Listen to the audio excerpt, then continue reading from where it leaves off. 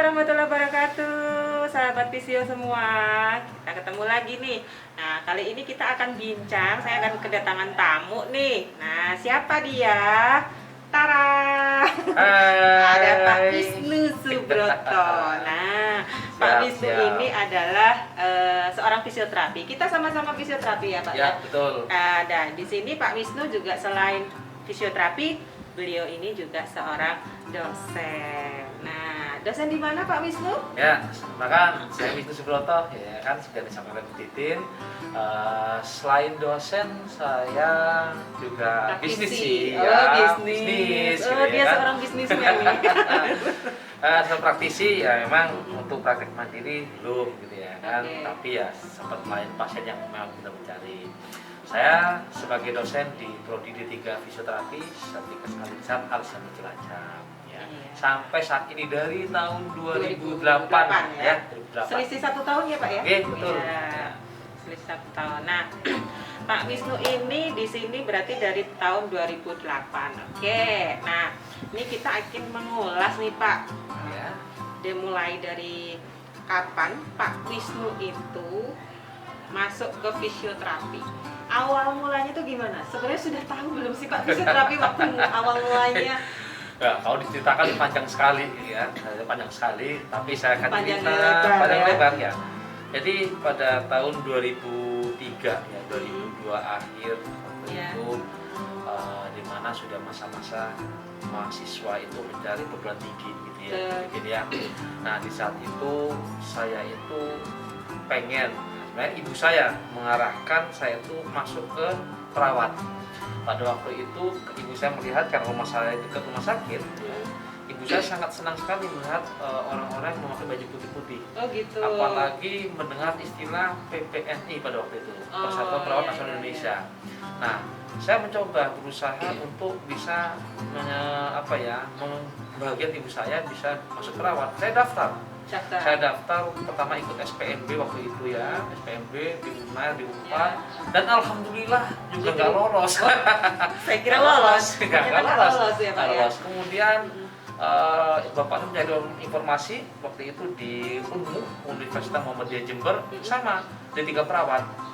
Nah, saya sudah semaksimal mungkin untuk Berarti belajar. masih ini ya, masih konsennya tuh di perawat gitu masih ya. konsen perawat. Nah, pada waktu itu saya dibawa oleh bapak saya ke temannya yang perawat yang memiliki channel, ya ini channel ya supaya bisa masuk. Saya dibawa ke rumahnya di daerah Banyuwangi ya karena dia adalah pengurus yayasan di Muhammadiyah di Jember gitu kan. Nah, saya tes semaksimal mungkin. Selesai diminta untuk mengisi formulir ini itu sumbangan. Oh gitu. Nah, sumbangan. Saya isi sumbangan itu namanya infak kan seikhlasnya ibu ya. Nah sebelah saya ada ngisi 5 juta. Wah 2 juta saya isi 500.000. Oh, gitu. Dan ternyata begitu ibaratnya yudisium ya kalau nilai nama saya nggak muncul. Faktor apa ini ya? Nah itu ternyata cross check yang saya tulis di kertas waktu itu kurang besar. Oh gitu. Dan pada masih ada ya sistem-sistem seperti itu waktu ya Pak itu, ya. dan pada Sekarang akhirnya udah nggak ada nih. Ada nih. Pada waktu itu udah saya putus asa.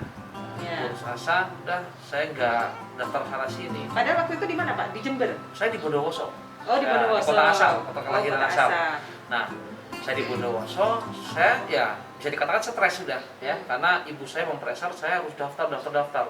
Terus Tapi bisa masuk fisioterapi? Akhirnya menuju ke fisioterapi gimana tuh? kan panjang tuh ceritanya tuh Iya. ya. Saya kesana kemari, ada telepon teman saya diterima di perguruan tinggi ini, telepon lagi diterima di perguruan tinggi ini. Ibu saya muntah, marah-marah, stres lagi saya. Dan pada akhirnya saya melakukan ikhtiar dengan saya sholat, ya istiqomah dan lain-lain. Nah ilham itu datang dari alhamdulillah dari bapak saya. Tiba-tiba setelah sholat subuh saya dipanggil didudukkan.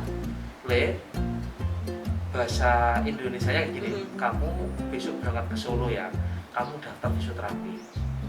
Bapak tahu fisioterapi dari mana? Saya kurang paham pada waktu gitu. itu. Nah, kurang paham bapak dapat ilham dari mana? Saya masuk fisioterapi, saya bertanya, apa itu fisioterapi Pak? Udah pokoknya kamu ke sana doa Bapak insya Allah barokah. Nah seperti itu. Berarti saat Pak Wisnu itu berangkat ke Solo untuk masuk fisioterapi, itu sama sekali ya nggak tahu yang namanya fisioterapi itu nanti kayak gimana, belajar apa saja, lapangan kerjanya gimana, saya harus ngapain, kerja di mana, nggak tahu. Ibaratnya buta sekali gitu ya, buta sekali apa itu fisioterapi pada waktu itu. Alhasil saya sampai di Solo. Di Solo daftar di? Saya di Depkes waktu itu. Oh nah, gitu. Di Depkes dan ternyata sudah tutup. Oh sudah tutup. Nah, udah tutup, kemudian saya telepon bapak saya, tutup. Saya diteleponkan anak saudara bapak saya di situ. Kemudian saya diantar ke UMS, ya, Muhammadiyah Surakarta. Saya daftar di situ. Pada waktu itu saya daftar pembukaan pertama itu waktu itu D4 fisioterapi. Nah, saya udah gambling, udah yang penting saya melaksanakan perintah bapak saya, karena insya Allah doa bapak saya tidak akan mustajab ya. Mustajab, insya Allah saya tes waktu itu manual masih ya, PBT, paper based test. Nah, setelah 1 minggu. Tahun berapa itu Pak? 2003 Bu. 2003 ya, 2003. Jauh ya? Jauh sekali. Sekarang udah 2021 Iya. ya.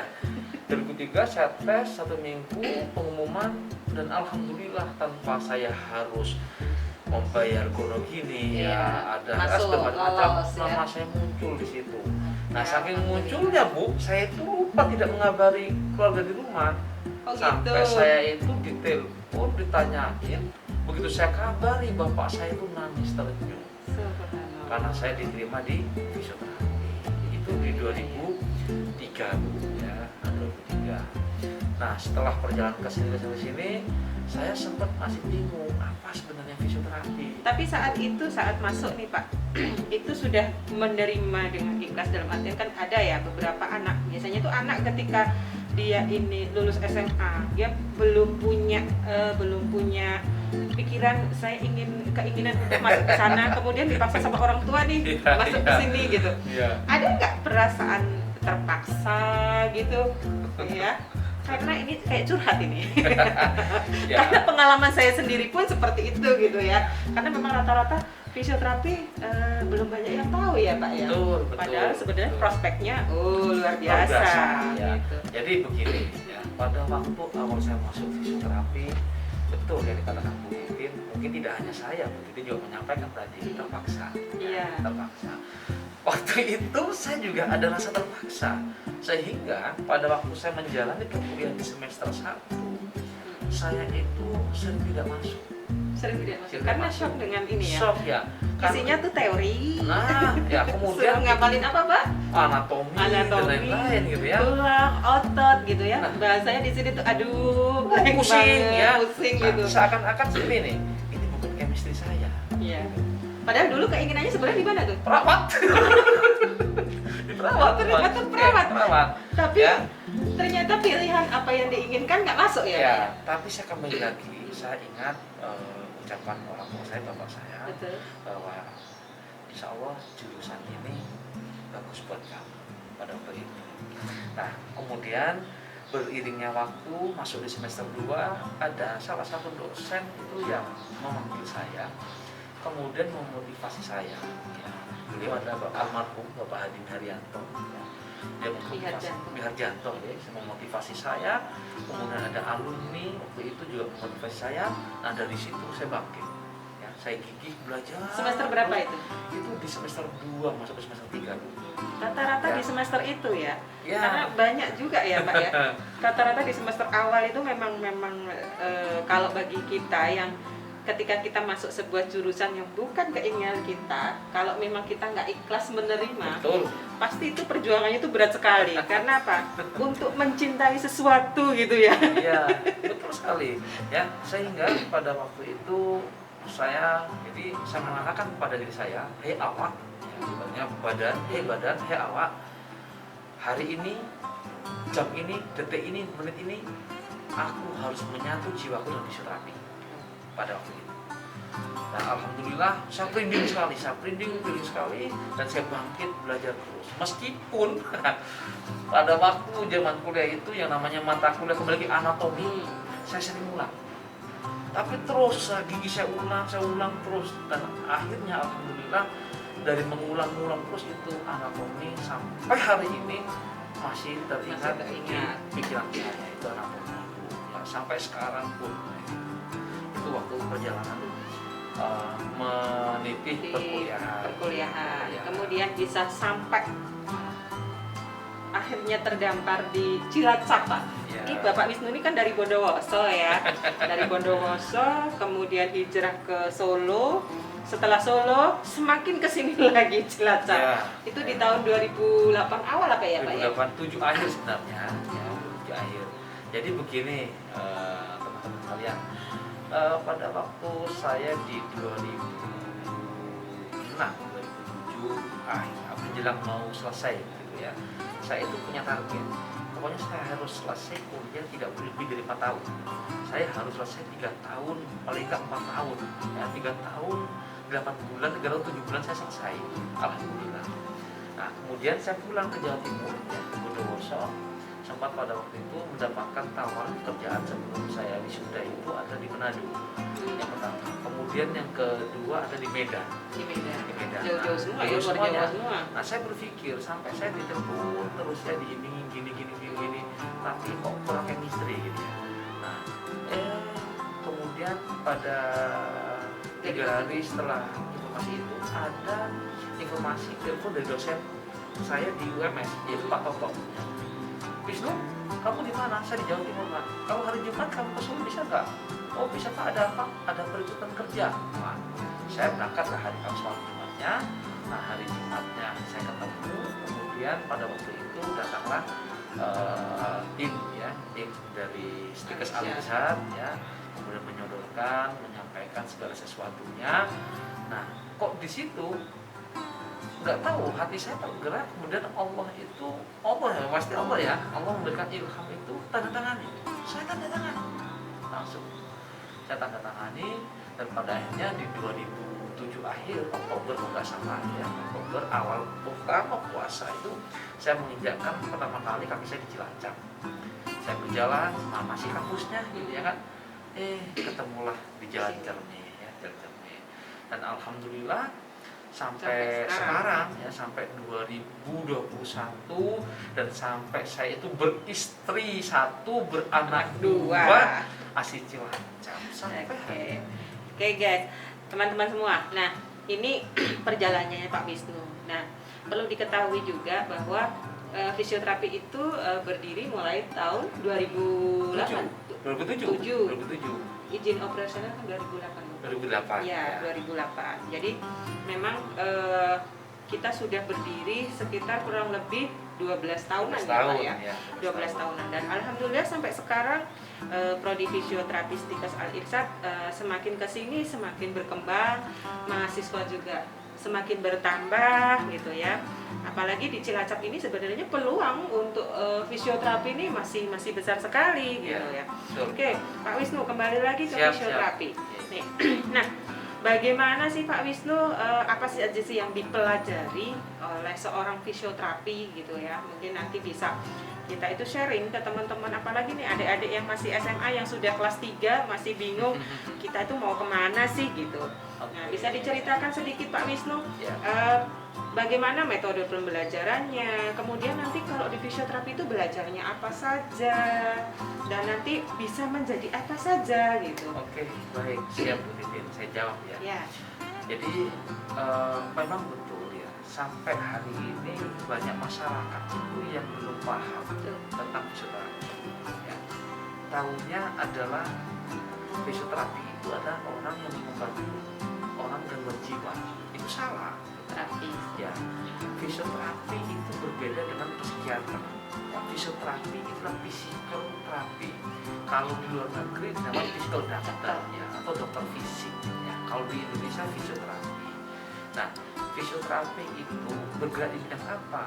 Nah, ini yaitu bergerak di bidang kesehatan gitu ya kan. Apalagi di Al-Irsad Cilacap ini, di Stikes ini pada waktu itu titik kelima di Jawa Tengah ya, akademi fisioterapi. Nah, animonya memang terbatas ya, karena banyak yang tidak paham, Nah, tapi beriringnya waktu banyak yang mendaftar itu bukan orang umum, tapi para putra putrinya orang-orang medis, orang-orang kesehatan. Ada putranya dokter, putrinya dokter, perawat, dan yang masuk di fisioterapi karena mereka tahu kompetensi fisioterapi, ya. Nanti kemudian dari mana, ya dari mana, kemudian apa saja yang ditangani, dipelajari. Nah, terkait dengan keilmuan yang dipelajari di fisioterapi itu kompleks gitu. Kalau saya katakan itu luas ya, hampir sama seperti kedokteran gitu ya, yang kita pelajari. mulai dari anak Ya, dari sampai lanjut usia. Sampai lanjut usia. Ibaratnya ada FTA gitu ya, teman-teman. FTA itu mempelajari terkait dengan pediatri, Tumbuh ya, kembang kembang anak, ya. Kemudian apa namanya itu ada geriatri, ya, ada muskulu, Geriatri itu bedah. di sini lanjut Lanjut usia. usia, ya, geriatri lanjut usia. Kemudian ada FTB. FTB itu mempelajari muskuloskeletal, rheumatologi dan medical bedah, yaitu ortopedi, bedah saraf, bedah umum. Gitu. Kemudian ada FTC yang bergerak di bidang fisioterapi neurologi, baik Saraf, saraf pusat maupun saraf tepi. Kemudian ada FTD yaitu kardiovaskuler pulmonal, ya, Jantung. membahas tentang jantung, ya, tentang jantung, paru-paru, pembuluh darah, ya, dan yang terakhir itu ada FTE terkait dengan ergonomi dan olahraga. Nah, ini sangat kompleks sekali.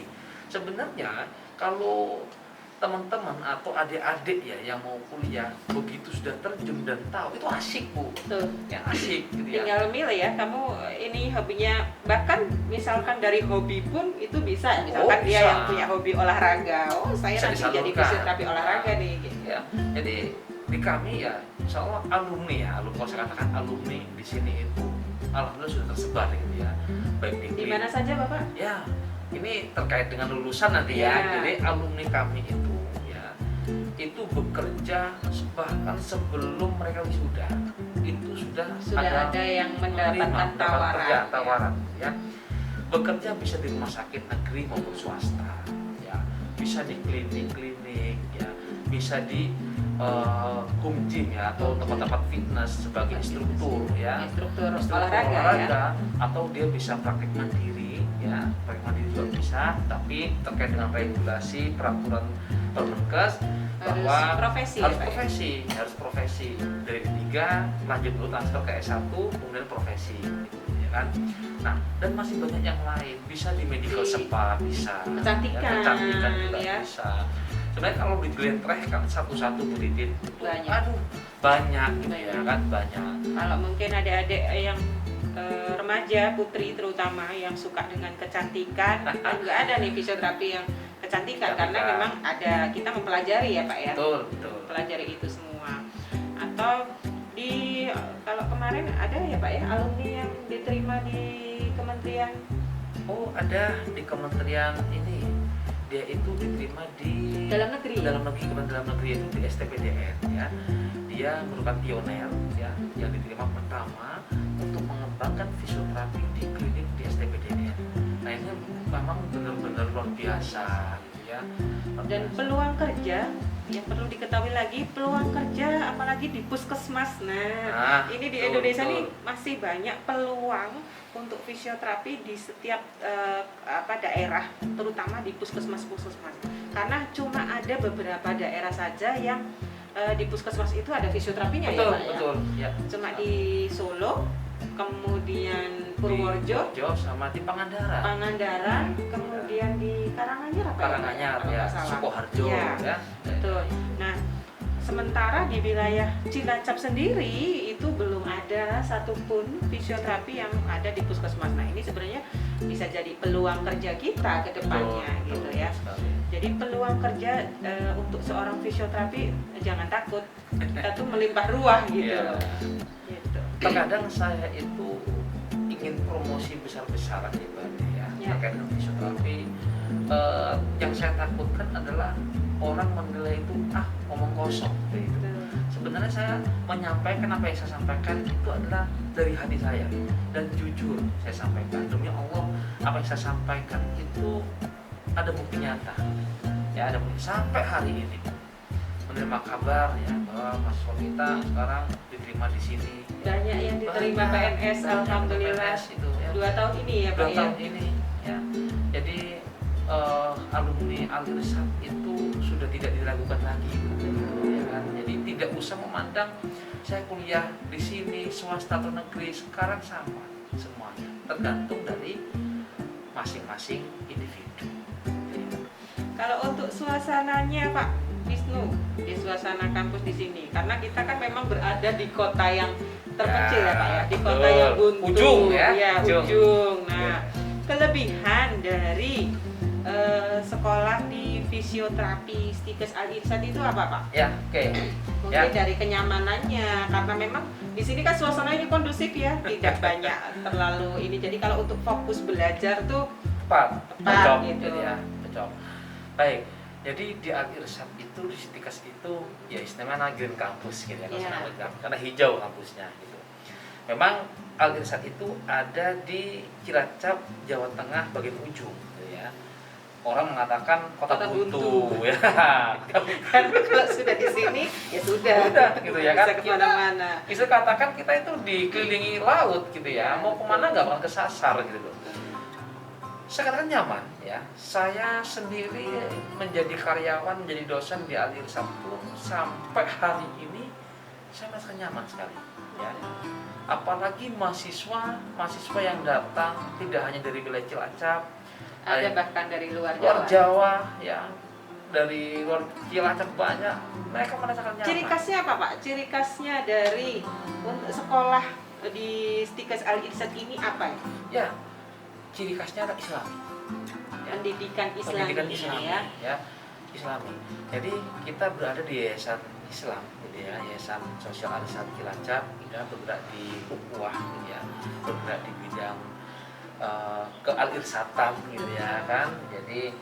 Jadi mahasiswa memang selain dibina akademiknya, mahasiswa tingkat 1 juga di asrama ya. Di asrama. Jadi di asrama tidak hanya makan tidur ya, tapi di asrama juga Ada dibekali, kajian. ada kajian, ada istilahnya itu halakoh ya, ada tematik ya, yang itu nanti sebagai bekal mahasiswa apabila terjun pada saat di lapangan seperti itu ya. Jadi intinya itu Islami, unggul, terkemuka. Nah, itu jangan besar ya. Oke Pak Wisnu. Nah, kalau untuk pembelajaran nih dari apa namanya mahasiswa fisioterapi, mulai kapan sih mahasiswa fisioterapi itu dia terjun ke pasien gitu kan? Mulai kapan dia itu praktek? Apakah prakteknya itu nanti di semester akhir atau mungkin mulai di semester awal ini anak-anak sudah mulai praktek? Oke, baik. Yang menjadi ciri khas di Stikes Al-Irsyad khususnya fisioterapi berbeda dengan Institusi fisioterapi yang lain, lain ya. Jadi di D3 fisioterapi Stikes Al-Irsyad itu ada 6 semester kan Ibu ya, ada 6 semester. Jadi mahasiswa itu sudah kami bekali ilmu klinisi, ilmu praktek lapangan pertama sejak semester 2, semester 4 dan semester 6. Nah, ini sebagai apa? Sebagai bekal nanti mahasiswa itu bisa dikatakan profesional pada saat mereka itu terjun di lapangan, bahkan terjun langsung di masyarakat. Ini yang menjadi ciri khas yang Kalau semester 2 ya, berarti Iya. paling awal tuh semester 2 Semester ya 2. praktek. Ya. Nah, nanti kompetensinya di sini apa nih Pak? Karena kan mahasiswa apakah memang sudah mendapatkan praktikum atau apakah mahasiswa ini sudah kompeten untuk apa namanya memberikan pelayanan ke pasien langsung gitu? Atau Ya. mungkin ada plottingnya gitu? Nah, itu. Jadi di prodi fisioterapi ya, pada saat perkuliahan di semester 1 dikatakan ya. Semester 1 mahasiswa sudah dibekali dengan ujian-ujian klinis, salah satunya dengan metode OSCA atau OSCE ya. Nah, itu mata kuliah dasar pun sudah di-OSCA-kan. Nah, kemudian masuk di semester 2 itu sudah ada mata kuliah penunjang ya, yang bisa mendukung mahasiswa pada saat PKF 2 nanti atau praktek klinis fisioterapi Apa semester saja 2 itu Pak? itu ada pemeriksaan Pemeriksaan, ada terapi latihan dasar terapi ya, latihan dasar, ada biomekanik biomekanik. ya, kalau anatomi fisiologi di semester 1 itu Iya. ya.